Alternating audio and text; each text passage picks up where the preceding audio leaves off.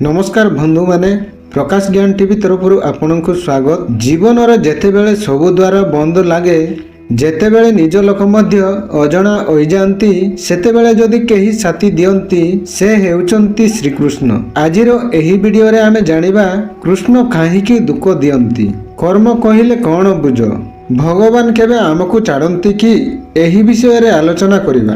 वीडियोटी शेष पर्यंत देखंतु कारण अधाह द्वारा ज्ञान विश्व सदृश होइथाए जेहेतु यह आपणको जीवनर भावना को बदलाई देव। मु भगवान को माने तेबे मो जीवन रे एते दुख खाएगी। श्रीकृष्ण कहती दुख हेउची शिक्षा दंड नुहे। महाभारत को देखंतु पांडव माने कृष्णंकर सबुठारु प्रिय भक्त थिले तथापि सेमाने वनवास भोगिले अपमान सहिले दुख देखिले किंतु कृष्ण सेमानंकु छाड़िले कि नाही कारण सेमानंकु शक्तिशाली कले धैर्यशील कले एवं शेषरे न्याय देले। दुख आसिले बुझंतु कृष्ण आपणंकु भांगु नाहंती आपणंकु गोडुचंती। तुमर अधिकार केवल कर्मरे फल उपरे नुहे। आज आमे कहू मु एते परिश्रम करुची तथापि फल मिलुनी। कृष्ण कहती तुमे कर्म कर फल मो उपरे छाड़।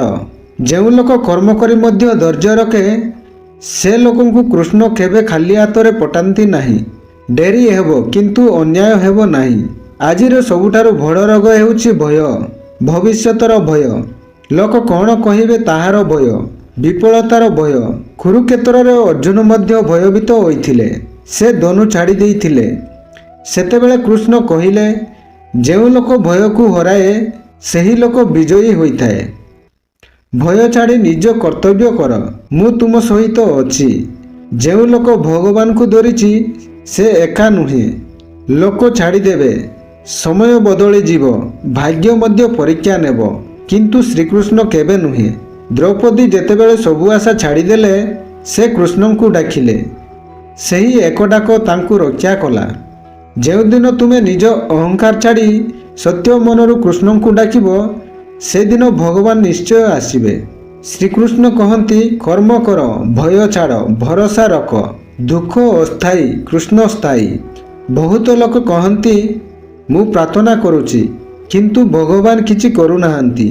श्रीकृष्ण केबे नीरव नुहे से केवल समय नेउचंती। महाभारत रे देखंतु द्रौपदी को अपमान एक दिन रे होइतिला किंतु न्याय मिलिला 13 वर्ष परे।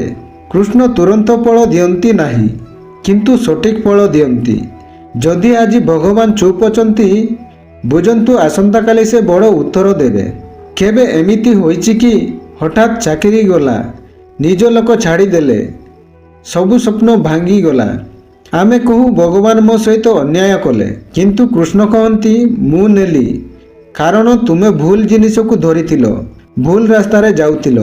महाभारत रे कर्ण को देखंतु से भल मनुष्य थिले किंतु भूल पक्ष को धरिथिले। कृष्ण केबे केबे जिनिस नहीं नहीं आमको भूल रास्तारू बंचाती भांगी गला बोली भावंतु नाही। से आपण को उच्च जिनिस पाई प्रस्तुत करुचंती।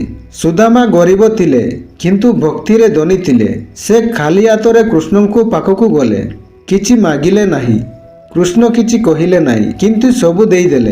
कृष्ण सेमानंकु अधिक दियंती जेउ माने मागिबाकु जानंती नाही। भक्ति जदि सत्य दरिद्रता दीर्घकाल रहेनी। श्रीकृष्ण केवल मंदिरर भगवान नुहे से जीवनर जगुआली। डिप्रेशन रे कृष्ण फियर रे कृष्ण कन्फ्यूज रे कृष्ण। कृष्ण कहती निजकु दुर्बल भावंतु नाही तुमे जेते भावुच ताहाठारु अधिक शक्तिशाली। जदि एही वीडियो आपणक मन को छुईतिले लाइक करंतु एवं शेयर करंतु। कहार आज एही कथा दरकार थाई पारे। जय श्री कृष्ण।